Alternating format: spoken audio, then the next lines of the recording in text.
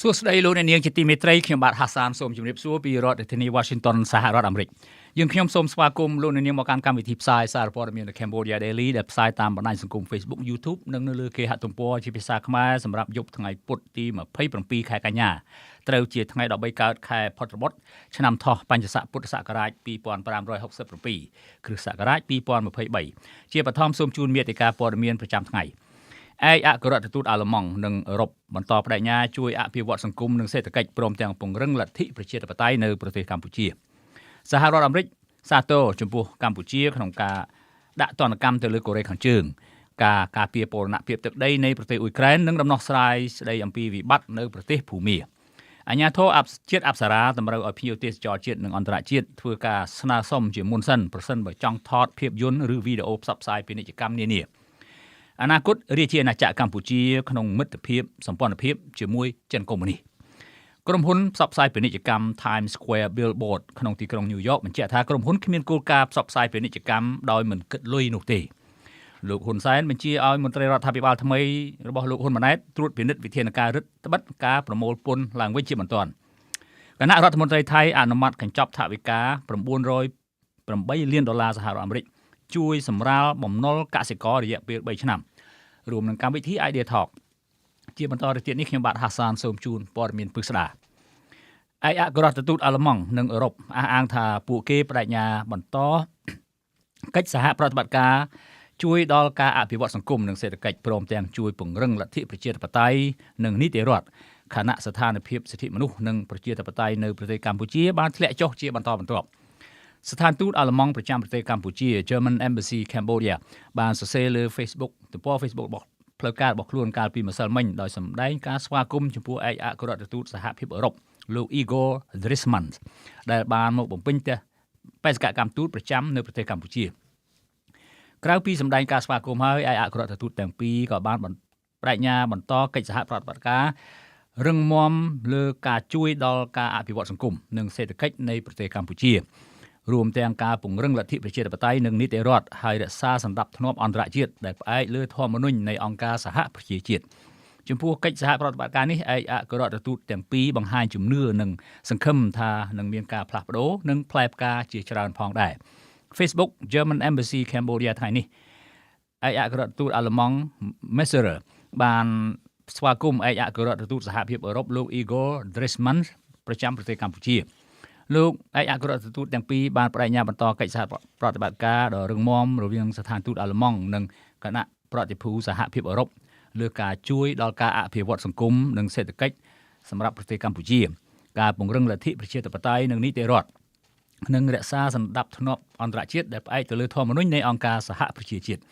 ពួកគេសង្ឃឹមថានឹងមានការផ្លាស់ប្ដូរជាផ្លែផ្កាជាច្រើនទៀតចំពោះអាណត្តិរបស់អ្នករាយការណ៍ពិសេសស្ដីអំពីសិទ្ធិមនុស្សប្រចាំនៅកម្ពុជាគឺមានរយៈពេល3ឆ្នាំដែលត្រូវផ្លាស់ចេញម្ដងឯកអគ្គរដ្ឋទូតសហរដ្ឋអាមេរិកប្រចាំប្រទេសកម្ពុជាវិញលោក Patrick Murphy នៅថ្ងៃទី27ខែកញ្ញាឆ្នាំ2023នេះបានជួបនាយករដ្ឋមន្ត្រីថ្មីតពូជលោកហ៊ុនម៉ាណែតនៅវិមានសន្តិភាពដើម្បីពិភាក្សាលើបញ្ហាជាច្រើនដែលជាប្រយោជន៍រួមសេចក្តីថ្លែងការណ៍ពីស្ថានទូតសហរដ្ឋអាមេរិកប្រចាំប្រទេសកម្ពុជាបានចេញផ្សាយជាសាធារណៈនៅថ្ងៃនេះថាលោក Murphy បានមើលឃើញអំពីជំនួបប្រកបដោយលទ្ធផលល្អរវាងលោកហ៊ុនម៉ាណែតជាមួយនឹងមន្ត្រីនៃក្រុមហ៊ុនអាមេរិកអំឡុងពេលលោកហ៊ុនម៉ាណែតទៅចូលរួមមហាសន្និបាតអង្គការសហប្រជាជាតិនាបូរីញូវយ៉កកាលពីពេលថ្មីៗនេះ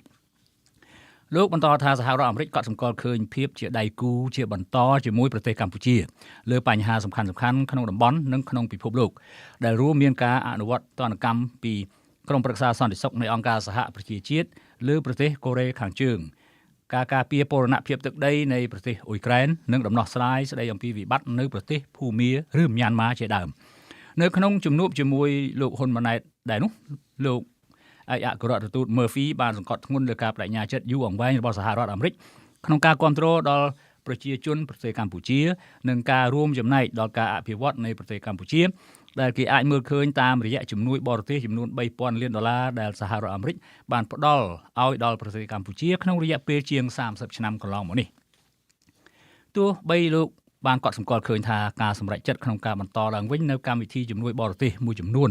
របស់សហរដ្ឋអាមេរិកគឺជាផ្នែកមួយនៃជំនួយជារួមដែលមានសារៈសំខាន់សម្រាប់សុខភាពប្រជារាស្ត្រ និងការអភិវឌ្ឍប្រកបដោយនិរន្តរភាពនៃព្រះរាជាណាចក្រកម្ពុជាក្តីក៏ប៉ុន្តែលោក Murphy ក៏បានសង្កត់ធ្ងន់ទៅលើសារៈសំខាន់នៃសិទ្ធិមនុស្សនិងការការពារសេរីភាពជាមូលដ្ឋានដែលចាំបាច់ត្រូវតែមានក្នុងទំនាក់ទំនងទ្វេភាគីរវាងប្រទេសទាំងពីរភាគីទាំងពីរក៏បានពិភាក្សាគ្នាអំពីការគាំទ្រពីសហរដ្ឋអាមេរិកក្នុងការបំផ្លាញចោលអាវុធដូចជាការដោះមីននិងយុទ្ធភ័ណ្ឌមិនទាន់ផ្ទុះនៅក្នុងប្រទេសកម្ពុជាហើយលោកឯកអគ្គរដ្ឋទូតក៏បានសម្ដែងអំណរគុណចំពោះកិច្ចសហប្រតិបត្តិការដ៏ជិតស្និទ្ធលើបេសកកម្មរុករកឆ្លើយសឹកនិងយុទ្ធជនបាត់ខ្លួនអាមេរិកនៅក្នុងប្រទេសកម្ពុជាផងដែរលោក Murphy បានសុំឲ្យថ្នាក់ដឹកនាំប្រទេសកម្ពុជារក្សាគោលនយោបាយបរទេសដែលមានឯករាជ្យនិងតុល្យភាពដើម្បីជាឧត្តមប្រយោជន៍នៃប្រជាពលរដ្ឋខ្មែរនិងដើម្បីបន្តបេសកកម្មធំៗប្រឆាំងនឹងការជួញដូរមនុស្សនិងការឆបោកតាមប្រព័ន្ធអ៊ីនធឺណិតដោយបានកត់សម្គាល់ឃើញពីសារៈសំខាន់នៃជំហរស្មោះត្រង់ជាសាធារណៈរបស់លោកហ៊ុនម៉ាណែតក្នុងការប្រឆាំងនឹងបទល្មើសជាសកលនេះទោះជាយ៉ាងណាក៏ដោយអ្នកវិភាគនយោបាយនិងជាប្រធានវេទិកាពលរដ្ឋលោកកឹមសុខអះអាងថាសេចក្តីថ្លែងការណ៍ពីស្ថានទូតសហរដ្ឋអាមេរិកប្រចាំនៅប្រទេសកម្ពុជាអាចបញ្ជាក់ថាសហរដ្ឋអាមេរិកនៅរក្សាជំហរដដែលដែលជំរុញឲ្យប្រទេសកម្ពុជាវិលទៅកាន់ប្រជាធិបតេយ្យប៉ុន្តែក៏បានបង្ហាញសញ្ញាហត់នឿយខ្លះដែរនៅពេលដែលមានដឹកនាំនយោបាយធំៗដែលជាបង្អែកប្រជាធិបតេយ្យនៅប្រទេសកម្ពុជា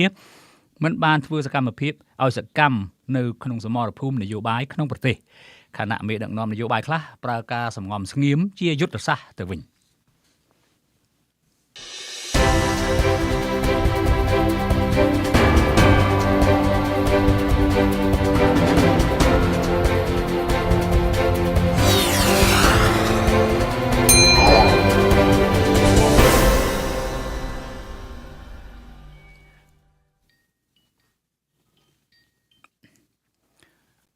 Phil Robertson. Hi Phil, good morning. លោកអ្នកនាងជាទីមេត្រីតទៅនេះយើងសូមជូនកម្មវិធីពិសេសស្ដីអំពីកម្មវិធី Idea Talk នៃសារព័ត៌មាន Cambodia Daily ហើយរាត្រីនេះវាគ្មានរបស់យើងគឺមានលោក Phil Robertson នាយកកម្មវិធីខាងផ្នែកអាស៊ីទទួលបន្ទុកខាងផ្នែកអាស៊ីនៃអង្គការឃ្លាំមើលសិទ្ធិមនុស្ស Human Rights Watch លោកមានពេលខ្លីដោយសារលោកជួបប្រជុំដូច្នេះយើងខំប្រឹងឲ្យលឿនបន្តិចឲ្យឆ្លើយនឹងសំណួរដែលយើងមាននៅក្នុងពេលនេះបាទ Good morning to you Phil. Nice to talk to you again. Good morning. How are you? Good to hear you. I'm okay. How about yourself? Thank you. I know you are in a rush to go to a meeting, two meetings. Let me begin with Cambodia's post-election development. The country has a new prime minister, as we all know, a bloated, top-heavy government, and the new prime minister has just visited New York to address the UN General Assembly with nearly empty seats, as we all know. Most of my American friends I talked to were shocked to learn that a West Point officer sponsored by U.S. taxpayers behaves in the way his communist father did when in power. Now let's talk about bilateral U.S.-Cambodia relations. Where do you think we are at right now? Is it a new low, a new high, or the same as past years? Well, it's very clear that the Biden administration is trying to play games with Hun Manet. They somehow think that they're going to be able to pull him away from his father and from the entire political construction of the Cambodian People's Party to do something different. And we keep trying to tell them that, in fact, Hun Manet is basically the same as his father, that we're dealing with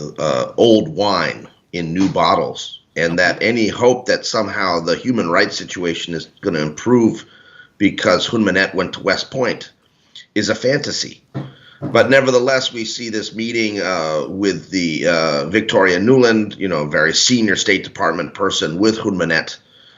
We see these discussions being done very high profile. And of course, the Cambodian government is trying to use that to show that it has legitimacy. They're playing the legitimacy game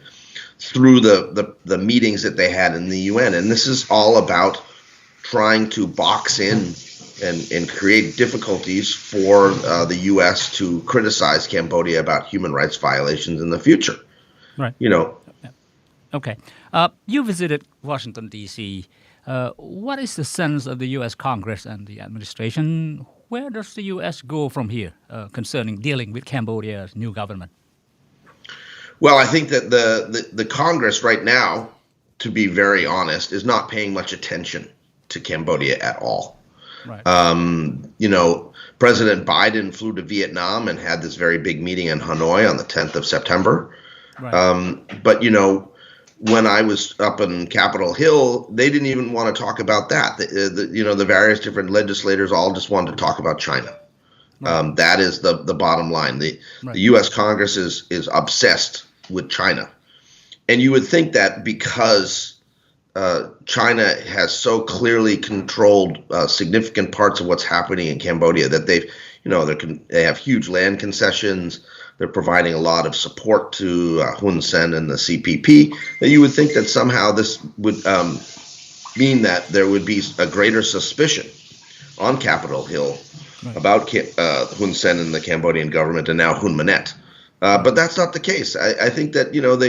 the Capitol Hill has almost forgotten where Cambodia is, and I think the Cambodian Americans in the United States need to get more active in contacting their congressmen and their senators to demand that there be a stronger U.S. policy on human rights towards Cambodia. Right. Cambodia's problems, as we all know, you just mentioned also, remain unchanged. What does the U.S. expect Cambodia's new leaders to do before, returning to mutual relations, or perhaps to a new high? Well, I'm not sure it's going to move to a new high. I think what's happening right now is the State Department is trying to explore diplomatically whether they can change policy in Cambodia through negotiations with Hun Manet. Right. And I think they're going to play at that game for a couple months before they realize that there isn't any possibility of getting concessions from Cambodia. And they're going to have to return to a policy of increased pressure. But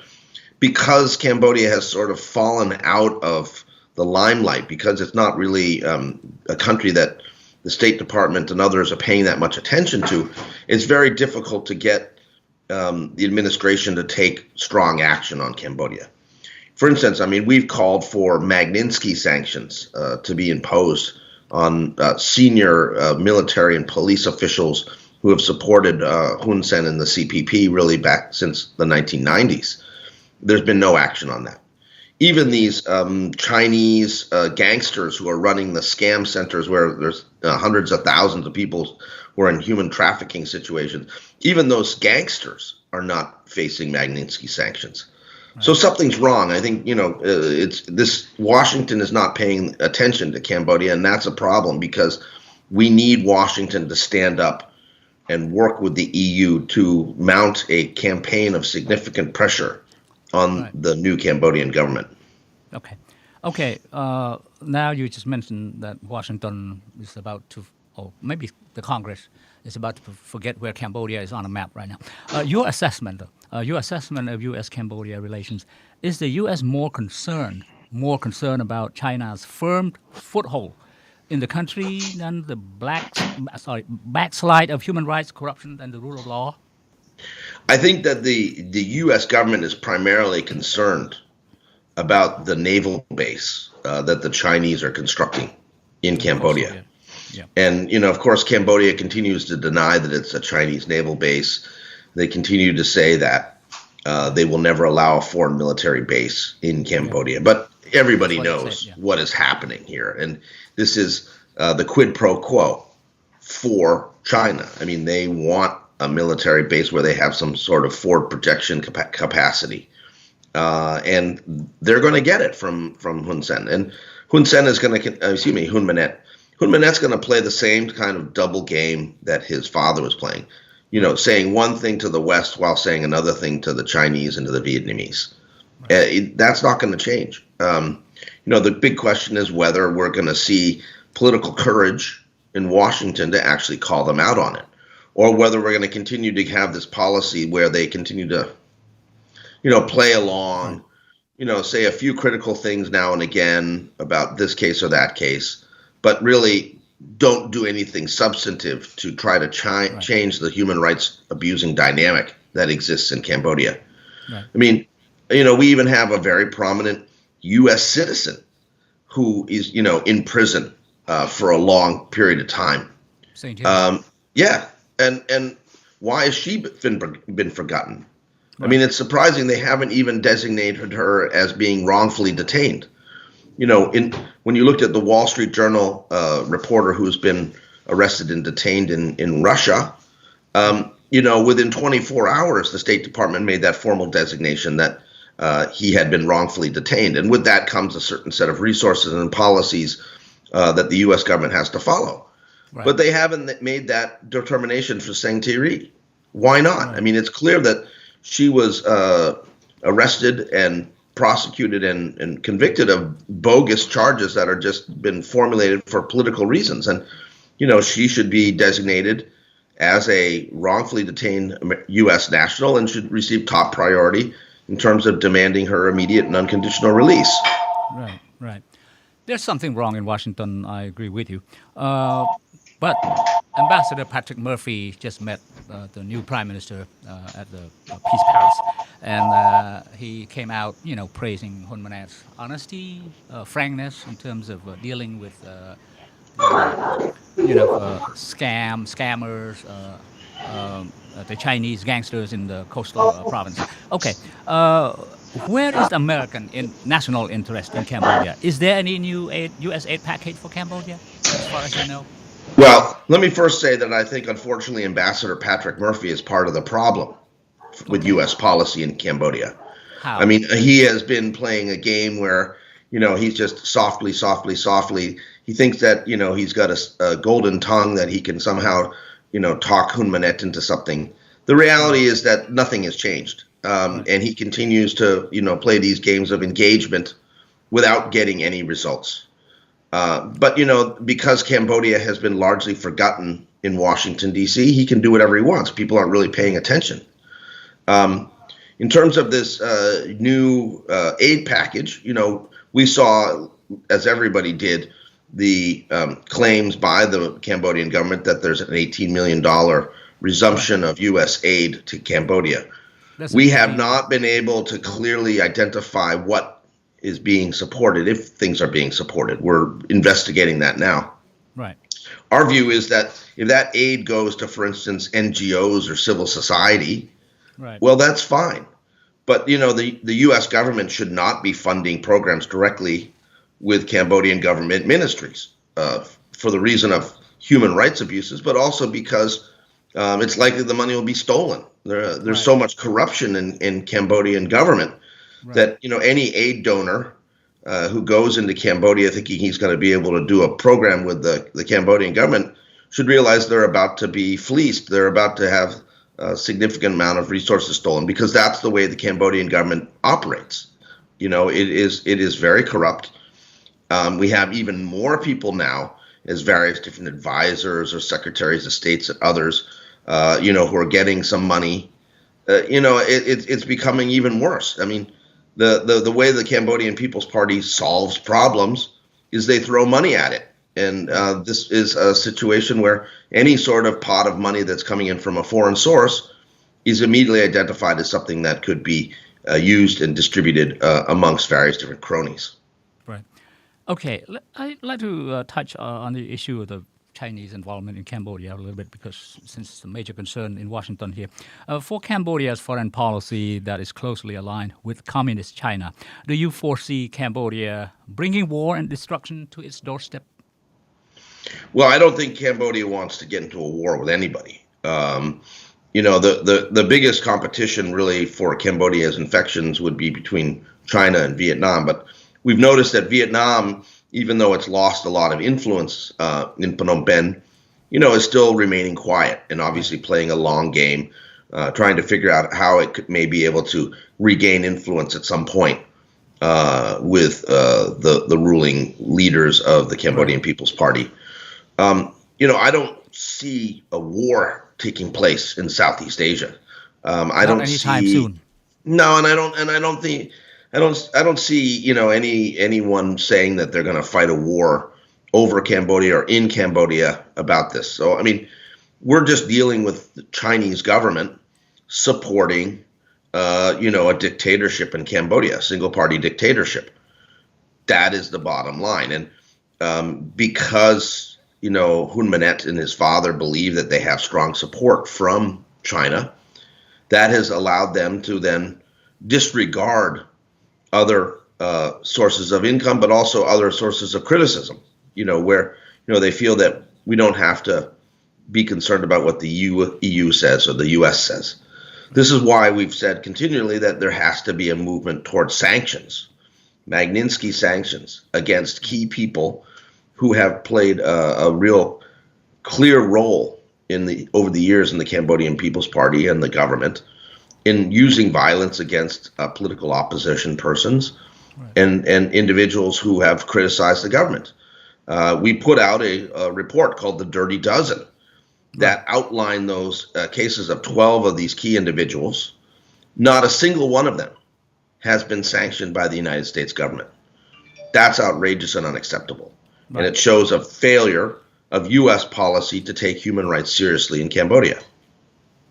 Okay. Now that nothing has happened to the Dirty Dozen, has there been any talks in Washington, be it overtly or covertly, of blacklisting more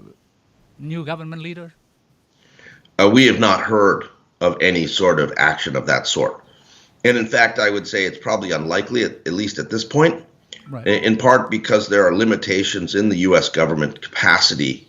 to list new persons for sanctions. They have to do a lot of research. Even though we did all the research for them in the Dirty Dozen report, what we're seeing is a reluctance by the government of the United States to take on new cases. And that's a problem. I think that, we need to see real action, not just more talk. I mean, we do appreciate that, the spokesperson in the U.S. Embassy in Phnom Penh will comment about rights abuses and people being arrested and violations of freedom of expression. It's all well and good that, the U.S. does speak out publicly now and again. Right. But the important thing is that there has to be action to back it up. Because otherwise, the Cambodian government has essentially discounted that criticism. They'll say, well, whatever we say, the embassy spokesperson is going to say something against us, and we don't care because they know that Washington's not going to back them up, that nothing's going to happen. If we started seeing some serious sanctioning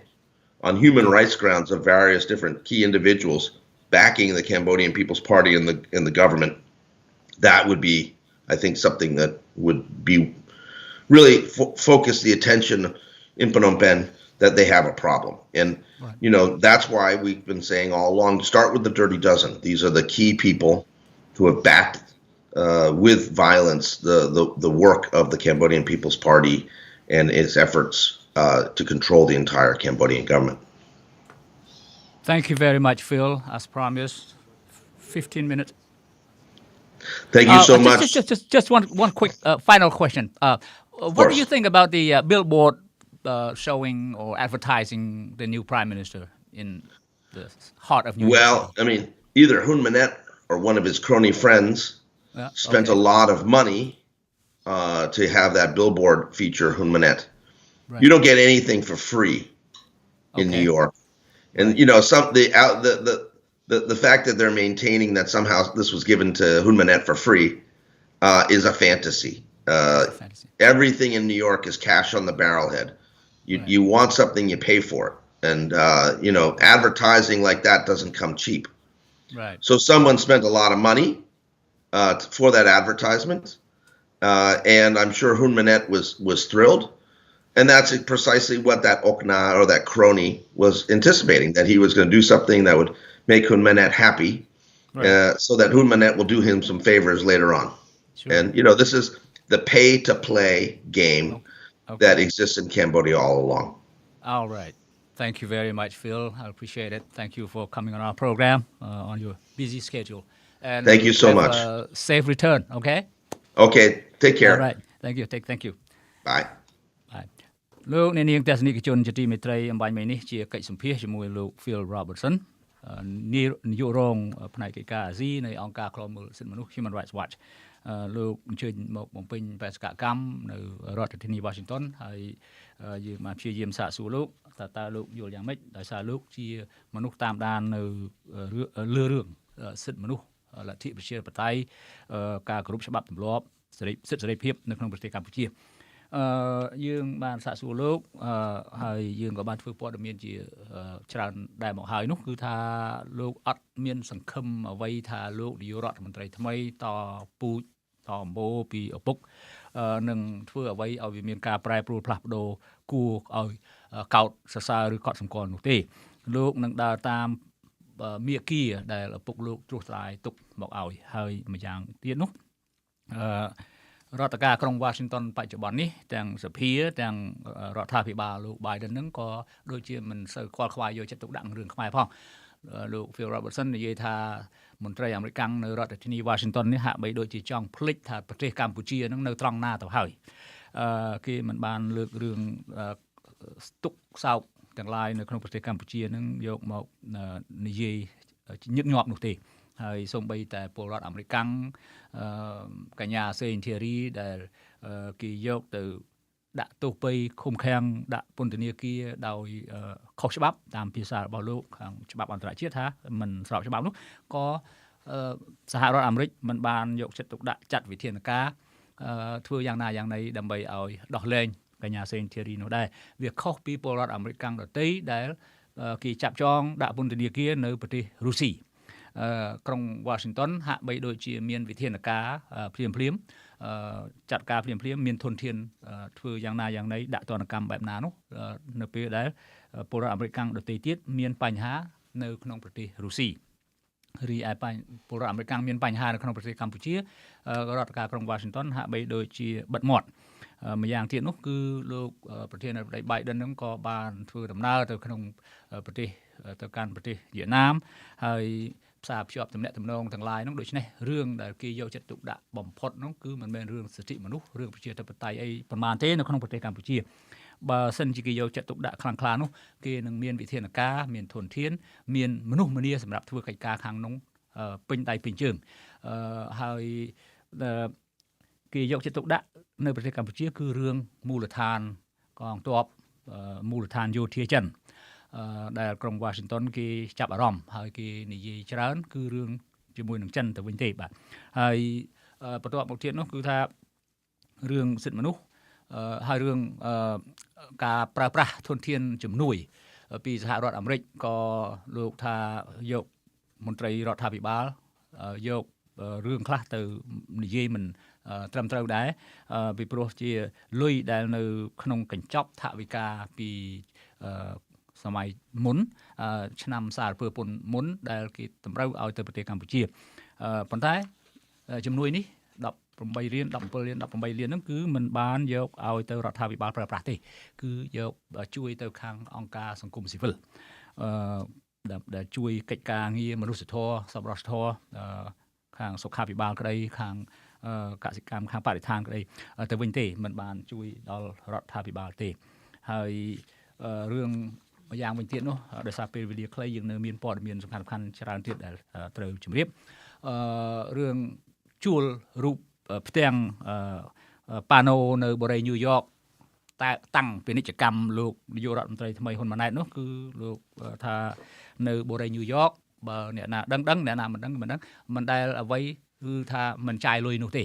គ្មានអ្វីបានដោយមិនបង់លុយបង់កាក់នោះទេហើយតម្លៃរបស់វាក៏មិនថោកដែរក៏ប៉ុន្តែទំនងជាអ្នកដែលចង់បានការជិតស្និទ្ធចង់បានឲ្យលោកនាយករដ្ឋមន្ត្រីថ្មីហ៊ុនម៉ាណែតកោតសរសើរប្រហែលជាគេចេញលុយជួលប៉ាណូនឹងដាក់រូបលោកហ៊ុនម៉ាណែតនឹងបង្អួតគេទៅប៉ុន្តែទោះជាយ៉ាងណាក៏ដោយការចំណាយលុយឥតប្រយោជន៍ប៉ុន្តែទំនងជាបាទហើយមួយវិញទៀតលោកនិយាយអំពីលោកទូតឯកអគ្គរដ្ឋទូត Patrick Murphy នៅប្រទេសកម្ពុជាដែលជាតំណាងឲ្យក្រសួងការបរទេសនៅក្នុងប្រទេសកម្ពុជាតំណាងរដ្ឋាភិបាលលោក Biden ហ្នឹងលោក Phil Robertson មានប្រសាសន៍ថាលោកឯកអគ្គរដ្ឋទូត Murphy យូរទៅលោកហាក់បីដូចជាคล้ายទៅជាមនុស្សម្នាក់ដែលគេហៅថាលេងល្បែងជាមួយនឹងរដ្ឋាភិបាលនាយករដ្ឋមន្ត្រីតាំងពីចំនួនលោកហ៊ុនសែនរហូតដល់មកកូនទៀតហ្នឹងដោយសង្ឃឹមថាអាចនឹងនិយាយបញ្ចុះបញ្ចូលឲ្យអ្នកទាំងឪពុកទាំងកូនហ្នឹងអាចវិលមករកដោយថាផ្លូវមិត្តភាពដែលអាមេរិកចង់បាននេះវិញ ក៏ប៉ុន្តែលោកថាជាការស្រមើស្រមៃពីព្រោះលោកហ៊ុនម៉ាណែតក៏នឹងធ្វើតាមឪពុកដែរដូច្នេះលោក Patrick Murphy នឹងគាត់គ្រាន់តែជាមន្ត្រីមួយដែលយូរទៅដូចជានិយាយប្រឡំដោយថាមិនច្បាស់លាស់សន្សំសុខសន្សំស្រួលជាមួយនឹងរាជរដ្ឋាភិបាលប្រទេសកម្ពុជានឹងទៅវិញទេទៅថាឲ្យជួយអ្វីក៏ជួយមិនជាដុំកំភួនបានដែរហើយខ្លាយទៅជាមនុស្សម្នាក់ដែលថាជួយការពារកន្លែងខ្លះឲ្យរដ្ឋាភិបាលផ្ដាច់ការនោះទៅវិញរឿងមួយទៀតដែលថាតើប្រទេសកម្ពុជាអាចនឹងនាំភ្លើងដុតផ្ទះខ្លួនឯងទេនៅពេលដែលយើងគៀកកាយចិត្តស្និទ្ធពេកជាមួយនឹងចិនកុម្មុយនីសលោក Phil Robertson យល់ថាលោកមិនមើលឃើញថានឹងមានសង្គ្រាមមានការបំផ្លាញអីដោយប្រការណាមួយទេពីព្រោះគេជៀសណាស់មិនចង់ធ្វើអ្វីទេក៏ប៉ុន្តែរឿងទាំងឡាយនេះគឺប្រទេសវៀតណាមក៏នៅរងចាំមើលដែរគេលេងល្បែងផ្លូវឆ្ងាយដោយចាំមើលថាតើមេដឹកនាំចំនួនថ្មីនេះប្រកាន់គោលជំហរយ៉ាងណាពីព្រោះគេសង្កេតឃើញថាប្រទេសវៀតណាមហាក់បីដូចជាបាត់បង់ឥទ្ធិពលខ្លះៗដែរជាមួយនឹងមន្ត្រីក្នុងបកប្រជាជនកម្ពុជាហើយដោយសារតែគោលនយោបាយគេសម្រង់ទៅប្រទេសចិនទាំងស្រុងនោះក៏ប៉ុន្តែប្រទេសវៀតណាមគេនៅស្ងៀមគេឃ្លាំមើលហើយគេមានវិធានការទប់ទល់បើប្រសិនណាជាមានហេតុការណ៍អីមួយកើតឡើងដែលប៉ះពាល់ផលប្រយោជន៍របស់គេខ្ញុំសូមបញ្ចប់ការសង្ខេបនៃកិច្ចសម្ភាសជាមួយលោក Phil Robertson ត្រឹមប៉ុណ្ណឹងហើយសូមអញ្ជើញទស្សនិកជនរងចាំតាមដានស្ដាប់ព័ត៌មានជាបន្តទៅទៀតហើយនឹងមានសេចក្តីរាយការណ៍ពិសេសទាក់ទិននឹងបញ្ហាគៀកកាយសម្ព័ន្ធភាពមិត្តភាពដែលគេហៅថាដៃថែបជាមួយនឹងប្រទេសចិនកុម្មុយនីសនោះនៅពេលបន្តិចទៀតនេះបាទអាជ្ញាធរជាតិអប្សរាតម្រូវឲ្យភ្ញៀវទេសចរជាតិនិងអន្តរជាតិដាក់ពាក្យស្នើសុំព្រមទាំងបញ្ជាក់ពីខ្លឹមសារមកអាជ្ញាធរអប្សរាបើចង់ថតភាពយន្តឬវីដេអូផ្សព្វផ្សាយពាណិជ្ជកម្មឬបង្កើតអាជីវកម្មនានាដើម្បីបញ្ជៀសផលប៉ះពាល់ដល់តម្លៃប្រាសាទបុរាណសេចក្តីជូនដំណឹងពីអាជ្ញាធរជាតិអប្សរានៅថ្ងៃទី26ខែកញ្ញាឆ្នាំ2023ឲ្យដឹងថាអាជ្ញាធរមិនបានហាមឃាត់ភ្ញៀវទេសចរជាតិនិងអន្តរជាតិចំពោះការថតរូបភាពឬវីដេអូសម្រាប់ជាអនុស្សាវរីយ៍ផ្ទាល់ខ្លួនឬលក្ខណៈទេសចររបស់អ្នកទេសចរដើម្បីផ្សព្វផ្សាយសិល្បៈនិងវប្បធម៌តំបន់ឲ្យពិភពលោកបានស្គាល់នោះទេប៉ុន្តែមុននឹងភ្ញៀវទេសចរជាតិអន្តរជាតិនិងសាធារណជនថតរូបភាពថតភាពយន្តឬវីដេអូផ្សព្វផ្សាយពាណិជ្ជកម្មឬបង្កើតអាជីវកម្មនានាត្រូវដាក់ពាក្យស្នើសុំព្រមទាំងបញ្ជាក់ពីខ្លឹមសារផ្សព្វផ្សាយនិងសម្ភារៈប្រើប្រាស់មកអាជ្ញាធរជាតិអប្សរាជាមុនសិនចំពោះការស្នើសុំថតរូបឬវីដេអូផ្សព្វផ្សាយពាណិជ្ជកម្មផលិតផលឬបង្កើតអាជីវកម្មនានាត្រូវធ្វើឡើងនៅមជ្ឈមណ្ឌលសេវាអាជ្ញាធរជាតិអប្សរារៀងរាល់ម៉ោងធ្វើការហើយអាជ្ញាធរជាតិអប្សរានឹងឆ្លើយតបសំណើក្នុងរយៈ5ថ្ងៃនៃថ្ងៃធ្វើការងារយ៉ាងយូរអាជ្ញាធរជាតិអប្សរាអះអាងថាការធ្វើបែបនេះគឺដើម្បីបញ្ជៀសកំហុសខុសឆ្គងដោយចេតនាអចេតនាដែលកើតចេញពីការផ្សព្វផ្សាយនិងអាចធ្វើឲ្យប៉ះពាល់គុណតម្លៃនៃប្រាសាទបុរាណដែលជាមរតកមិនអាចកាត់ថ្លៃបានបន្សល់ទុកដោយបុព្វបុរសខ្មែរនិងជាសម្បត្តិបេតិកភណ្ឌពិភពលោកអាជ្ញាធរអប្សរាបញ្ជាក់ថាចំពោះការប្រកបអាជីវកម្មថតសម្លៀកបំពាក់ប្រពៃណីបុរាណថតរូបមុនអាពាហ៍ពិពាហ៍ដើម្បីពិនិត្យភាពសមស្របនៃសម្លៀកបំពាក់ប្រពៃណីបុរាណនិងការថតវីដេអូផ្សាយបន្តផ្ទាល់ដោយក្រុមហ៊ុនទេសចរឬមគ្គុទ្ទេសក៍ទេសចរដែលមានអាជ្ញាប័ណ្ណពីក្រសួងទេសចរដើម្បីផ្សព្វផ្សាយប្រាសាទនានាតាមប្រព័ន្ធអនឡាញជូនអតិថិជនរបស់ខ្លួននោះអាជ្ញាធរជាតិអប្សរាអះអាងថាមិនមានការបង់ប្រាក់នោះទេការតម្រូវពីអាជ្ញាធរដូចនេះធ្វើឡើងដំណើរពេលថ្មីនេះអ្នកទេសចរមួយចំនួនបានថតវីដេអូបង្ហាញទិដ្ឋភាពនៅបរិវេណប្រាសាទអង្គរថាគ្មានភ្ញៀវទេសចរមកទស្សនាប្រាសាទអង្គរនោះទេខណៈមគ្គុទ្ទេសក៍ទេសចរបានទទូចទៅរដ្ឋាភិបាលលោកហ៊ុនម៉ាណែតឲ្យពិចារណាលើកលែងតម្លៃវីសាមួយរយៈដើម្បីទទួលភ្ញៀវទេសចរមកវិញលោកអ្នកនាងជាទីមេត្រីប្រវត្តិវិទូឧស្សាហ៍រំលឹកអ្នកសិក្សាស្រាវជ្រាវថាប្រវត្តិសាស្ត្រអាចនឹងត្រឡប់មកដដែលវិញហើយថាបើមិនប្រយ័ត្នទេអ្នកនឹងដើរជាន់ដានប្រវត្តិសាស្ត្រដោយមិនដឹងខ្លួនទំនាក់ទំនងជិតស្និទ្ធរវាងប្រទេសកម្ពុជានិងសាធារណរដ្ឋប្រជាមានិតចិនមិនមែនទើបតែកើតមាននៅពេលថ្មីៗនេះទេគឺមានរាប់ទសវត្សរ៍មកហើយប៉ុន្តែចិនគេគិតប្រយោជន៍ជាតិរបស់គេជាងប្រយោជន៍ខ្មែរដូច្នេះខ្មែរបានត្រឹមតែរស់ផ្ញើវាសនាផ្ញើជីវិតពឹងលើចិនតែប៉ុណ្ណោះ តើអនាគតស្រុកខ្មែរអាចនឹងជួបផលវិបាកអាក្រក់ដូចម្តេចខ្លះខ្ញុំបាទហាសានមានសេចក្តីរាយការណ៍វិភាគថាតើចិនអាចការពារខ្មែរដែរឬទេពលរដ្ឋរស់នៅក្នុងពិភពលោកខាងលិចនិងពិភពលោកខាងកើតមានទស្សនៈខុសគ្នាស្ដីអំពីរបៀបរៀបចំសណ្ដាប់ធ្នាប់សង្គមដែលល្អបំផុតជាមូលដ្ឋានទស្សនវិជ្ជាលោកខាងលិចផ្ដល់អាទិភាពដល់សេរីភាពនិងសិទ្ធិបុគ្គលថាជាភាវៈដែលមិនអាចរំលោភបំពានបានឡើយរីឯទស្សនៈនៃពិភពលោកខាងកើតគឺគេឲ្យតម្លៃលើការគាំពៀស្ថិរភាពនិងសន្តិសុខសង្គមច្រើនជាងសិទ្ធិសេរីភាពបុគ្គលទោះជាយ៉ាងណាក៏ដោយសកលភាវូបនីយកម្មបាននាំមកនៅការរបកឲ្យឃើញនិងការប្រែប្រួលខ្លះៗរវាងទស្សនៈទាំងពីរពិភពលោកខាងលិចទទួលស្គាល់ទស្សនៈពិភពលោកខាងកើតថាសេរីភាពនិងសិទ្ធិមនុស្សមិនអាចមានវត្តមានបានទេនៅក្នុងពិភពលោកមួយដែលច្របូកច្របល់និងមានភាពវឹកវរឯពិភពលោកខាងកើតក៏ទទួលស្គាល់ថាសេរីភាពនិងសិទ្ធិមនុស្សជាភាវៈដ៏សំខាន់មួយនៅក្នុងធម្មជាតិនៃជីវិតមនុស្សសាស្ត្រាចារ្យមួយរូបដែលបង្រៀននៅសាកលវិទ្យាល័យ Harvard លោក James Q. Wilson បានថ្លែងថាបើគ្មានសេរីភាពទេច្បាប់ត្រូវបាត់បង់ធម្មជាតិនិងឈ្មោះរបស់វាហើយคล้ายទៅជាការគៀបសង្កត់បើគ្មានច្បាប់ទេសេរីភាពក៏ត្រូវបាត់បង់ធម្មជាតិនិងឈ្មោះរបស់វាដែរ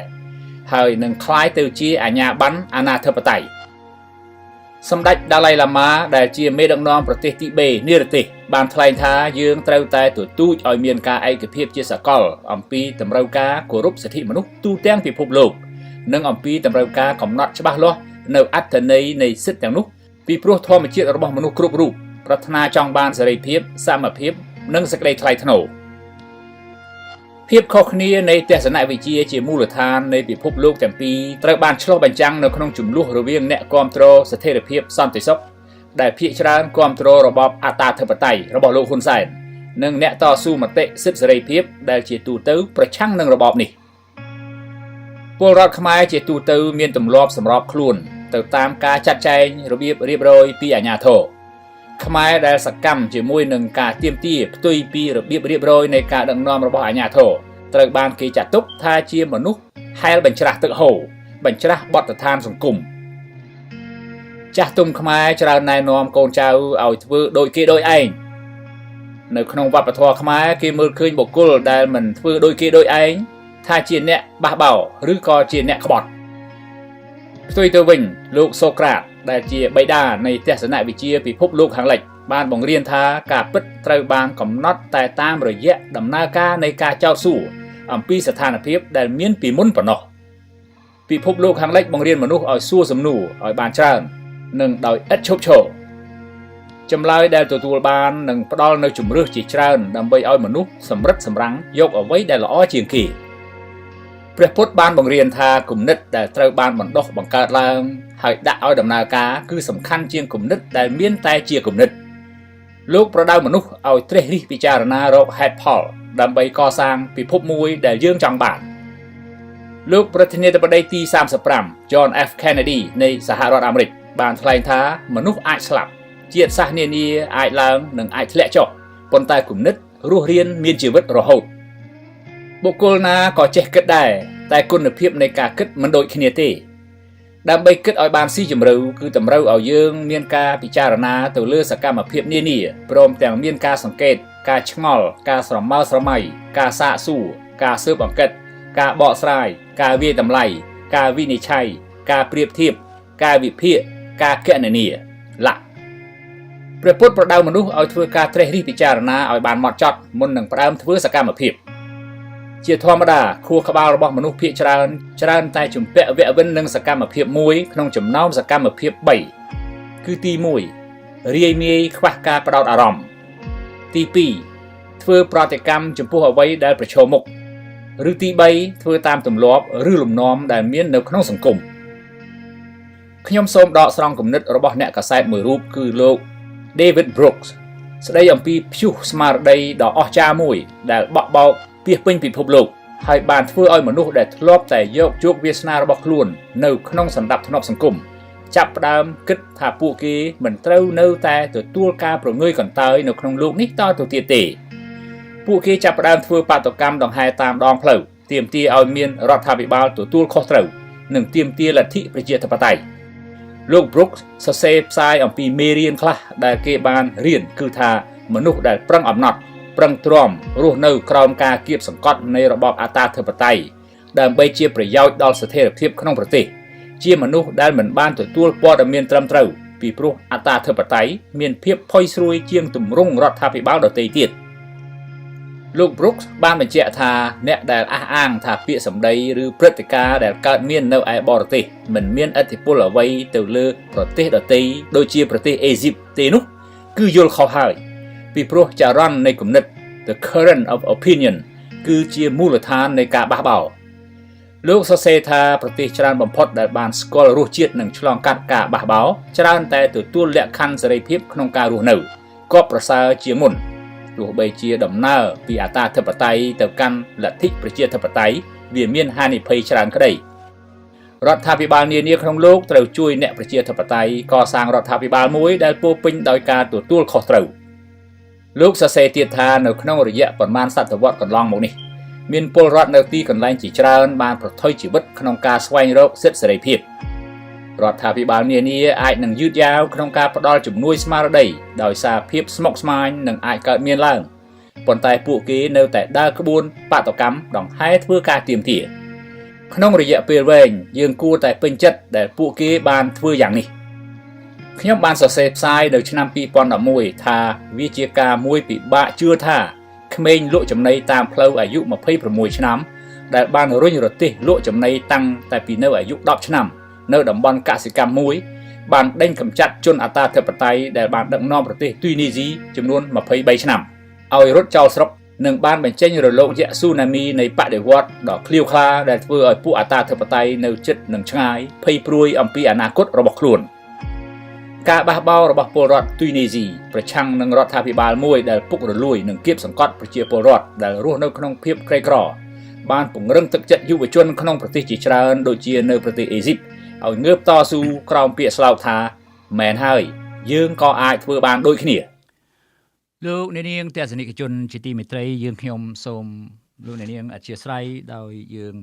ផ្សាយអំបញ្ញមិញនេះគឺជាអត្ថបទរបស់បណ្ឌិតGafa ពីងមេតកាលដែលលោកនៅរស់ដែលមានចំណងជើងថាស្មោះត្រង់និងឧត្តមកតេហើយរឿងដែលតេតិនថាអនាគតរាជាណាចក្រកម្ពុជាក្នុងមិត្តភាពសម្ព័ន្ធភាពជាមួយនឹងចិនកុម្មុយនីសនោះយើងនឹងសូមផ្សាយជូនជ្រាបនៅថ្ងៃស្អែកតទៅទៀតនេះយើងសូមជូនព័ត៌មានក្នុងស្រុកជាបន្តទៅទៀតបាទសកម្មជនបរិស្ថានមួយរូបបានទម្លាយថាក្រុមហ៊ុនផ្សព្វផ្សាយពាណិជ្ជកម្ម Times Square Billboard គ្មានគោលការណ៍ផ្សព្វផ្សាយពាណិជ្ជកម្មដោយមិនបង់លុយនោះទេដូច្នេះការផ្សព្វផ្សាយរបស់មន្ត្រីរដ្ឋាភិបាលប្រទេសកម្ពុជាគឺជាល្បិចភូតភរកុហកពលរដ្ឋខ្មែរដើម្បីកេងចំណេញនយោបាយតែប៉ុណ្ណោះសកម្មជនបរិស្ថានម្នាក់កញ្ញាលឹមកឹមសួរបានសរសេរនៅលើគណនី Facebook របស់កញ្ញានៅថ្ងៃនេះថាខ្លួនបានផ្ញើសារទៅកាន់ក្រុមហ៊ុនផ្សាយពាណិជ្ជកម្ម Times Square Billboard តាមរយៈអ៊ីមែលកាលពីពេលថ្មីៗនេះទាក់ទិននឹងការផ្សាយរូបថតលោកហ៊ុនម៉ាណែតលើផ្ទាំងប៉ាណូផ្សព្វផ្សាយពាណិជ្ជកម្ម Billboard នៅ Times Square ក្នុងទីក្រុង New York លើទឹកដីសហរដ្ឋអាមេរិកអំឡុងពេលលោកទៅចូលរួមកិច្ចប្រជុំមហាសន្និបាតអង្គការសហប្រជាជាតិកាលពីថ្ងៃទី22ខែកញ្ញាកន្លងទៅនេះកញ្ញាបន្តថាការឆ្លើយពីក្រុមហ៊ុនគឺមិនដូចការអះអាងរបស់ខុទ្ទកាល័យនាយករដ្ឋមន្ត្រីខ្មែរនោះទេកញ្ញាលឹមកឹមសួរអះអាងថាក្រុមហ៊ុនពាណិជ្ជកម្មបានឆ្លើយតបនឹងសារអ៊ីមែលរបស់កញ្ញាថា Times Square Billboard មិនមានគោលការណ៍ផ្សព្វផ្សាយដោយមិនបង់លុយថ្លៃសេវានោះឡើយហើយលើសពីនេះទៅទៀតការផ្សព្វផ្សាយនៅលើផ្ទាំងប៉ាណូផ្សព្វផ្សាយពាណិជ្ជកម្ម Billboard នេះត្រូវបានហាមដាច់ខាតមិនឲ្យពាក់ព័ន្ធនឹងរឿងនយោបាយនោះទេប្រពន្ធដដែលបញ្ជាក់ថាក្រុមហ៊ុនផ្សាយពាណិជ្ជកម្មនេះបានបញ្ជាក់ច្បាស់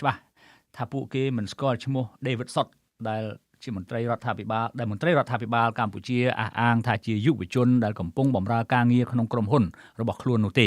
ដូច្នេះមានន័យថាការអះអាងរបស់មន្ត្រីរាជរដ្ឋាភិបាលកម្ពុជាដែលថាបុគ្គលឈ្មោះ David Sott គឺជាបុគ្គលិកសំខាន់នៅក្នុងក្រុមហ៊ុនរហូតអាចធ្វើឲ្យថៅកែក្រុមហ៊ុនយល់ព្រមផ្សព្វផ្សាយរូបលោកហ៊ុនម៉ាណែតដោយគ្មានបង់លុយនោះគឺរឹតតែបញ្ជាក់ថាមិនមែនជាការពិតថែមទៀត មន្ត្រីរាជរដ្ឋាភិបាលកន្លងមកអះអាងថារូបថតលោកហ៊ុនម៉ាណែតដែលត្រូវបានប្រធានក្រុមហ៊ុនផ្សព្វផ្សាយពាណិជ្ជកម្មនៅសហរដ្ឋអាមេរិកអនុញ្ញាតឲ្យផ្សព្វផ្សាយលើប៉ាណូពាណិជ្ជកម្មរបស់ពួកគេគឺធ្វើឡើងដោយមិនបាច់បង់លុយនោះទេដោយសារសហរដ្ឋអាមេរិកស្វាគមន៍ដំណើររបស់នាយករដ្ឋមន្ត្រីប្រទេសកម្ពុជាទៅកាន់សហរដ្ឋអាមេរិកប៉ុណ្ណោះកាលពីថ្ងៃទី23ខែកញ្ញាឆ្នាំ2023លោកហ៊ុនសែនដែលជាឪពុកលោកហ៊ុនម៉ាណែតបានសរសេរលើទំព័រ Facebook របស់ខ្លួនថាផ្ទាំងប៉ាណូនៅចំកណ្ដាលទីក្រុង New York Times Square ស្វាគមន៍វត្តមានលោកហ៊ុនម៉ាណែតដែលជានាយករដ្ឋមន្ត្រីថ្មីពីប្រទេសកម្ពុជាលើទឹកដីសហរដ្ឋអាមេរិកទោះជាយ៉ាងណាក៏ដោយលោកហ៊ុនសែនមិនបានបញ្ជាក់ថាការផ្សាយនោះធ្វើឡើងដោយបង់ប្រាក់ឬមិនបានបង់ប្រាក់នោះទេផ្ទុយទៅវិញខុទ្ទកាល័យនាយករដ្ឋមន្ត្រីថ្មីនេះបានចេញសេចក្តីប្រកាសព័ត៌មានកាលពីថ្ងៃទី25ខែកញ្ញាឆ្នាំ2023នេះថាការផ្សាយរូបថតលោកហ៊ុនម៉ាណែតលើផ្ទាំងប៉ាណូផ្សព្វផ្សាយពាណិជ្ជកម្ម Billboard នៅ Times Square មិនមែនជាការរៀបចំរបស់រាជរដ្ឋាភិបាលកម្ពុជាឡើយហើយរដ្ឋាភិបាលក៏មិនបានចំណាយលុយលើការផ្សព្វផ្សាយនោះដែរខុទ្ទកាល័យនាយករដ្ឋមន្ត្រីកម្ពុជាបញ្ជាក់ថាការផ្សព្វផ្សាយនេះគឺផ្ដើមចេញពីមនោសញ្ចេតនារបស់យុវជនម្នាក់ឈ្មោះ David Sott ដែលកំពុងបម្រើការងារក្នុងក្រុមហ៊ុនផ្សាយពាណិជ្ជកម្មនោះប៉ុណ្ណោះដែលរូបគេគឺជាបុគ្គលសំខាន់រហូតធ្វើឲ្យថៅកែក្រុមហ៊ុនផ្ដល់នូវការគ្រប់គ្រងហើយសម្រេចឲ្យផ្សព្វផ្សាយរូបលោកហ៊ុនម៉ាណែតដោយមិនឥតគិតថ្លៃ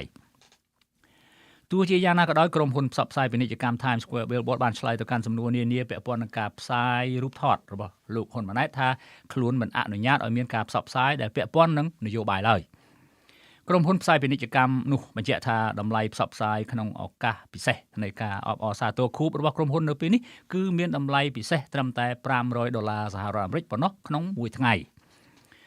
តាមប្រភពអាមេរិកវិញការតាំងរូបភាពនាយករដ្ឋមន្ត្រីថ្មីលើផ្ទាំងប៉ាណូនោះត្រូវបានគេបញ្ជាឲ្យដកចេញវិញពីព្រោះមិនមែនសម្រាប់ផ្សាយពាណិជ្ជកម្មរូបប្រមុខរដ្ឋាភិបាលឬប្រមុខរដ្ឋនោះទេគឺសម្រាប់ផ្សាយពាណិជ្ជកម្មផលិតផលជាទំនិញប៉ុណ្ណោះគឺមិនដែលមានមេដឹកនាំបរទេសណាទៅផ្សាយពាណិជ្ជកម្មដោយមេដឹកនាំខ្មែរនោះទេតែទៅនឹងបញ្ហានេះតំណាងរាស្ត្រអតីតគណៈបក្សសង្គ្រោះជាតិលោកអ៊ុំសំអានបានលើកឡើងក្នុងកម្មវិធី Idea Talk នៃសារព័ត៌មាន The Cambodia Daily កាលពីថ្ងៃទី25ខែកញ្ញាថាការអះអាងថារូបលោកហ៊ុនម៉ាណែតដែលត្រូវបានផ្សព្វផ្សាយលើផ្ទាំងប៉ាណូផ្សព្វផ្សាយពាណិជ្ជកម្ម Billboard នៅ Times Square ក្នុងបូរី New York រយៈពេល10ថ្ងៃដោយមិនបង់លុយគឺជាការនិយាយបោកប្រាស់សុទ្ធសាធព្រោះថាសូម្បីតែប្រធានាធិបតីសហរដ្ឋអាមេរិកលោក Joe Biden ចង់តាំងរូបរបស់គាត់លើផ្ទាំងប៉ាណូផ្សព្វផ្សាយពាណិជ្ជកម្ម Billboard នេះក៏ត្រូវតែបង់លុយដែរគួរបញ្ជាក់ផងដែរថាមេដឹកនាំបរទេសដែលទៅចូលរួមប្រជុំក្នុងមហាសន្និបាតអង្គការសហប្រជាជាតិរៀងរាល់ឆ្នាំតំណាងឲ្យប្រទេសរបស់ខ្លួនជាសមាជិកគឺជាផ្លូវការត្រូវជាភ្ញៀវផ្លូវការរបស់អង្គការសហប្រជាជាតិមិនមែនជាភ្ញៀវផ្លូវការរបស់រដ្ឋាភិបាលសហរដ្ឋអាមេរិកដូច្នេះពិធីការផ្នែកសន្តិសុខនិងសុវត្ថិភាពមិនមែនជាបន្ទុកលើរដ្ឋាភិបាលអាមេរិកនោះទេដែលត្រូវទទួលខុសត្រូវបើមេដឹកនាំបរទេសណាធ្វើសកម្មភាពអ្វីផ្សេងក្រៅពីបេសកកម្មទៅអង្គការសហប្រជាជាតិមេដឹកនាំគណៈបកប្រជាជនកម្ពុជាដែលកំពុងក្តាប់អំណាចពីលើនាយករដ្ឋមន្ត្រីថ្មីនៅប្រទេសកម្ពុជាលោកហ៊ុនសែនបញ្ជាឲ្យមន្ត្រីរដ្ឋាភិបាលថ្មីដែលកំពុងដឹកនាំដោយលោកហ៊ុនម៉ាណែតត្រួតពិនិត្យការរដ្ឋបិទវិធានការប្រមូលពន្ធឡើងវិញជាបន្ទាន់បន្ទាប់ពីមានប្រតិកម្មពីពលរដ្ឋសឹងមួយនគរក្រោយអគ្គនាយកដ្ឋានពន្ធដារដាក់ចេញនៅផែនការរឹតបន្តឹងការប្រមូលពន្ធនៅពេលនេះលោកហ៊ុនសែនបានណែនាំឲ្យមន្ត្រីរដ្ឋាភិបាលថ្មីដែលស្ថិតក្រោមអំណាចបញ្ជារបស់ខ្លួនពិនិត្យលើការរដ្ឋបិទការប្រមូលពន្ធជាបន្ទាន់ដើម្បីតម្រង់ទិសឡើងវិញសម្រាប់រដ្ឋាភិបាលថ្មីនេះព្រោះថាការអនុវត្តផែនការរឹតបន្តឹងនៃការប្រមូលពន្ធនៅពេលនេះគឺនៅមិនទាន់ដល់ពេលវេលានៅឡើយទេលោកហ៊ុនសែនលើកឡើងជាសំណួរទៅកាន់មន្ត្រីក្រមអំណាចរបស់ខ្លួនថាហេតុអ្វីធ្វើឲ្យបញ្ហាប្រមូលពន្ធផ្ទុះឡើងនៅក្រោយការបោះឆ្នោតបែបនេះទៅវិញក្នុងពេលដែលរដ្ឋាភិបាលថ្មីទើបនឹងដំណើរការបានប្រមាណជាង1ខែនោះលើសពីនេះទៅទៀតសេដ្ឋកិច្ចប្រទេសកម្ពុជាក៏កំពុងធ្លាក់ចុះផងដែរខណៈប្រទេសជិតខាងគេបែរជាកំពុងតែបន្ធូរបន្ថយបំណុលរបស់ពលរដ្ឋទៅវិញការចេញបទបញ្ជានេះធ្វើឡើងបន្ទាប់ពីមានការបញ្ចេញប្រតិកម្មពីពលរដ្ឋប្រងព្រាតក្នុងបណ្ដាញសង្គមនានាជុំវិញការរឹតបន្តឹងការប្រមូលពន្ធពីអគ្គនាយកដ្ឋានពន្ធដារកម្ពុជាកាលពីថ្ងៃទី26ខែកញ្ញាឆ្នាំ2023អគ្គនាយកដ្ឋានពន្ធដារនៃក្រសួងសេដ្ឋកិច្ចនិងហិរញ្ញវត្ថុបានចេញសេចក្តីបំភ្លឺដោយចោទថាការលើកឡើងតាមបណ្ដាញសង្គមជុំវិញវិធានការរបស់អគ្គនាយកដ្ឋានពន្ធដារក្នុងការប្រមូលពន្ធក្នុងរយៈពេលចុងក្រោយនេះគឺមានចេតនាបំភាន់មូលបង្កាច់និងចោទប្រកាន់លើអគ្គនាយកដ្ឋានពន្ធដារពីសំណាក់ក្រមប្រឆាំងតែប៉ុណ្ណោះ អគ្គនាយកដ្ឋានពន្ធដារកម្ពុជាអះអាងថាការលើកឡើងដែលថារដ្ឋគិតតែយកពន្ធខណៈប្រទេសផ្សេងកាត់បន្ថយពន្ធគឺជាការលើកឡើងមិនឆ្លោះបញ្ចាំងពីការខិតខំប្រឹងប្រែងរបស់រាជរដ្ឋាភិបាលឡើយព្រោះថាទន្ទឹមនឹងការប្រមូលពន្ធរាជរដ្ឋាភិបាលក៏បានគិតគូរសម្របសម្រួលដល់ការវិនិយោគក៏ដូចជាការលើកកម្ពស់ជីវភាពរស់នៅប្រជាពលរដ្ឋផងដែរដូចជាវិស័យកសិកម្មវិស័យអប់រំវិស័យទេសចរនិងវិស័យអចលនទ្រព្យជាដើមប្រពន្ធដដែលបញ្ជាក់ថាក្រោមការសង្កេតលម្អិតលើករណីនីមួយៗអគ្គនាយកដ្ឋានពន្ធដារបានពិនិត្យឃើញថាក្នុងចំណោមការលើកឡើងទាំងនោះមួយចំនួនបានបង្កប់នៃបង្កាច់បង្ខូចកិច្ចខិតខំប្រឹងប្រែងរបស់រាជរដ្ឋាភិបាលពីសំណាក់ក្រមប្រឆាំងក្នុងនោះមានការលើកឡើងដើម្បីផលប្រយោជន៍ផ្ទាល់ខ្លួនលើកឡើងដោយការបំភាន់និងការលើកឡើងដើម្បីទាក់ទាញអ្នកទស្សនាលើបណ្ដាញសង្គមរបស់ខ្លួនតែប៉ុណ្ណោះរាជរដ្ឋាភិបាលបានអនុវត្តការប្រមូលពន្ធពីពលរដ្ឋដោយផ្ទាល់និងដោយប្រយោលចំនួន20ប្រភេទខុសៗគ្នាក្នុងនោះគឺមានដូចជាពន្ធលើប្រាក់ចំណូលពន្ធលើចំណេញមូលធនពន្ធលើអចលនទ្រព្យពន្ធអាករបំភ្លឺសាធារណៈពន្ធមធ្យោបាយដឹកជញ្ជូនពន្ធប្រថាប់ត្រានិងពន្ធផ្សេងៗជាង10ប្រភេទទៀតដែលកំពុងតែបន្តឹងនៅពេលនេះទាក់ទងបញ្ហានេះកាលពីថ្ងៃទី23ខែកញ្ញាអគ្គនាយកនៃអគ្គនាយកដ្ឋានពន្ធដារលោកគង់វិបុលបានលើកឡើងក្នុងកម្មវិធីផ្សាយផ្ទាល់ពិសេសស្ដីអំពីផែនការនិងយុទ្ធសាស្ត្ររបស់អគ្គនាយកដ្ឋានពន្ធដារដើម្បីគៀកចំណូលសម្រាប់រាជរដ្ឋាភិបាលអាណត្តិថ្មីនេះថាទោះជាប្រទេសកម្ពុជាកំពុងស្ថិតក្នុងស្ថានភាពមួយដែលលំបាកនិងសេដ្ឋកិច្ចថមថយក៏ដោយក៏ប៉ុន្តែចំនួនពន្ធដារត្រូវតែជំរុញឲ្យឡើងពី$3,500 លានសហរដ្ឋអាមេរិកទៅ$4,160 លានសហរដ្ឋអាមេរិកដូច្នេះចង់ឬមិនចង់អគ្គនាយកដ្ឋានពន្ធដារត្រូវតែលាត់ដៃអាវមូជើងខោប្រមូលចំនួនពន្ធឲ្យបានគ្រប់ផែនការតាមផែនការនៅឆ្នាំ2023នេះទោះជាយ៉ាងណាក៏ដោយអ្នកផ្ដល់ប្រឹក្សាយោបល់ផ្នែកអភិវឌ្ឍផ្នែកគំនិតនិងការស្រាវជ្រាវលោកសេកសុជាតិប្រាប់សារព័ត៌មាន The Cambodia Daily នៅថ្ងៃនេះថាចំនួនរដ្ឋដែលបានមកពីការបង់ពន្ធមានប្រភព2ធំគឺតាមរយៈអគ្គនាយកដ្ឋានពន្ធដារកម្ពុជានិងតាមរយៈអគ្គនាយកដ្ឋានគយនិងរដ្ឋកដូច្នេះកម្ពុជាដូច្នេះការដាក់ចេញនៅវិធានការរបស់រដ្ឋក្នុងការប្រមូលពន្ធយ៉ាងតក់ក្រហល់បែបនេះនាំឲ្យមានការសង្ស័យថារដ្ឋាភិបាលកំពុងខ្វះលុយប្រើប្រាស់សម្រាប់ដំណើរការរបស់ខ្លួននៅពេលនេះលោកសេកសុជាតិលើកឡើងទៀតថាការប្រមូលពន្ធពីពលរដ្ឋជារឿងធម្មតានិងជាកាតព្វកិច្ចរបស់ពលរដ្ឋផងដែរប៉ុន្តែរដ្ឋាភិបាលគួរពិនិត្យលើស្ថានភាពជាក់ស្ដែងរបស់ពលរដ្ឋដែលកំពុងជួបវិបត្តិសេដ្ឋកិច្ចសប្តាហ៍នេះដូច្នេះដើម្បីប្រមូលពន្ធបានគ្រប់ចំនួនតាមផែនការរបស់ខ្លួនរដ្ឋមានកាតព្វកិច្ចយ៉ាងសំខាន់ក្នុងការជួយបើកផ្លូវសេដ្ឋកិច្ចរបស់ពលរដ្ឋឲ្យមានភាពល្អប្រសើរជាមុនសិនទាក់ទិននឹងបញ្ហានេះពលរដ្ឋជាច្រើនបានបញ្ចេញប្រតិកម្មតាមបណ្ដាញសង្គម Facebook ប្រងព្រាតក្នុងនោះអតីតរដ្ឋមន្ត្រីក្រសួងព័ត៌មានលោកខៀវកាញ់រិទ្ធក៏បានលើកឡើងនៅចំណាមន្ត្រីម្នាក់ដែលរៀបរាប់ពីការបង់ពន្ធនៅថ្ងៃទី27កញ្ញានេះថាតើហួសហេតុដែរឬទេដែលដីកូនរបស់គាត់នៅឯខេត្តសៀមរាបមានទំហំ11ម៉ែត្រគុណនឹង20ម៉ែត្រក្នុងនោះធ្វើផ្ទះអស់4ម៉ែត្រគុណនឹង12ម៉ែត្រខណៈដីដែលនៅសល់សងខាងបានដាំដំណាំខ្លះៗដែរប៉ុន្តែទៅបង់ពន្ធខាងសូរិយោដីតម្រូវឲ្យបង់ពន្ធដីដែលនៅសេសសល់ទាំងសងខាងនោះដោយពួកគេអះអាងថាជាដីដែលទុកចោលមិនប្រើប្រាស់ហើយពេលកូនរបស់គាត់សួរថាខ្លួនកំពុងតែរស់នៅលើដីហ្នឹងតើហេតុអ្វីត្រូវបង់ពន្ធស្រាប់តែមន្ត្រីសូរិយោដីឆ្លើយថាផ្ទះតូចមិនពេញដីដូច្នេះត្រូវតែបង់ពន្ធប៉ុន្តែពេលបូកសរុបចំនួនលុយដែលត្រូវបង់ពន្ធគឺមានចំនួនដល់ទៅជាង4.5 សែនរៀលឯណោះលើពីនេះទៅទៀតម្ចាស់គណនី Facebook ម្នាក់ទៀតឈ្មោះ Sky Dara Vichit បានសរសេរលើគណនី Facebook របស់ខ្លួននៅកាលពីថ្ងៃទី26ខែកញ្ញាជូនអ្នកខេត្តសៀមរាបគ្នាយើងជ្រាបជាព័ត៌មានបើដីទំនេរគ្មានផ្ទះឬមានផ្ទះហើយសល់អត់សិភៅស្នាក់នៅ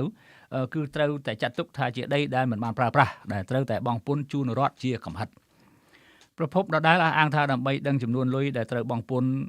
គេត្រូវយកចំនួនលុយបង់ពន្ធក្នុង1ម៉ែត្រការ៉េគុណនឹងទំហំដីសរុបហើយគុណនឹងចំនួនឆ្នាំដែលម្ចាស់ដីមិនបានបង់ពន្ធកន្លងមកបន្ទាប់មកគុណនឹងការប្រាក់ជំពាក់ពន្ធរដ្ឋថែមទៀតទើបចេញជាចំនួនទឹកប្រាក់ដែលត្រូវបង់ពន្ធសរុបដូច្នេះបញ្ហានេះពលរដ្ឋកាន់តែដុនដាបហើយនៅពេលនេះ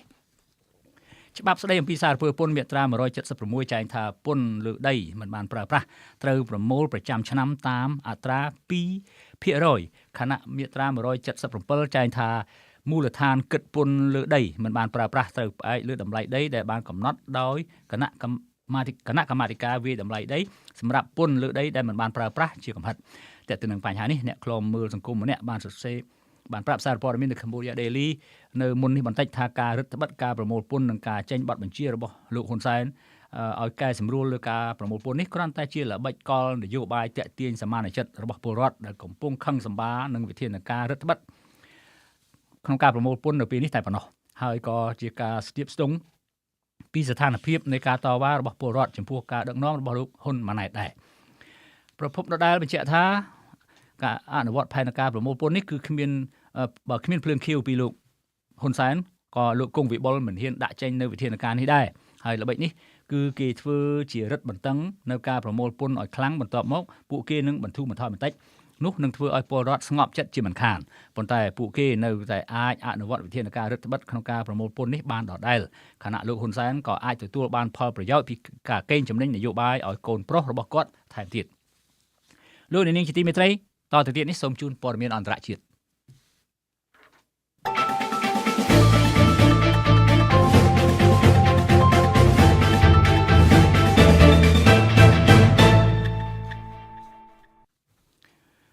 គណៈរដ្ឋមន្ត្រីថៃបានអនុម័តរួចហើយនៅកញ្ចប់ថវិកា 33,000 លានបាតឬស្មើនឹង908 លានដុល្លារសហរដ្ឋអាមេរិកដើម្បីជួយសម្រាលបំណុលរបស់កសិករក្នុងរយៈពេល3ឆ្នាំអនុរដ្ឋមន្ត្រីហិរញ្ញវត្ថុថៃចាឡាពុនអាម៉នវីវ៉ាត់បានបញ្ជាក់បែបនេះកាលពីថ្ងៃទី26ខែកញ្ញាថាការព្យួរបំណុលរបស់កសិករដែលរដ្ឋាភិបាលជួយសម្រាលធ្វើឡើងរយៈពេល3ឆ្នាំហើយមួយឆ្នាំរដ្ឋាភិបាលអាចចំណាយថវិការបស់រដ្ឋប្រមាណ302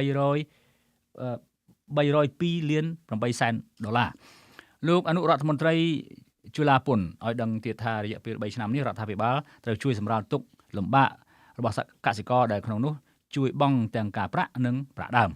ទន្ទឹមនឹងនេះអនុរដ្ឋមន្ត្រីហិរញ្ញវត្ថុរូបនេះបានបន្តថាការព្យួរបំណុលរបស់កសិករគឺចាប់ផ្ដើមឡើងពីថ្ងៃទី1ខែតុលាឆ្នាំ2023នេះ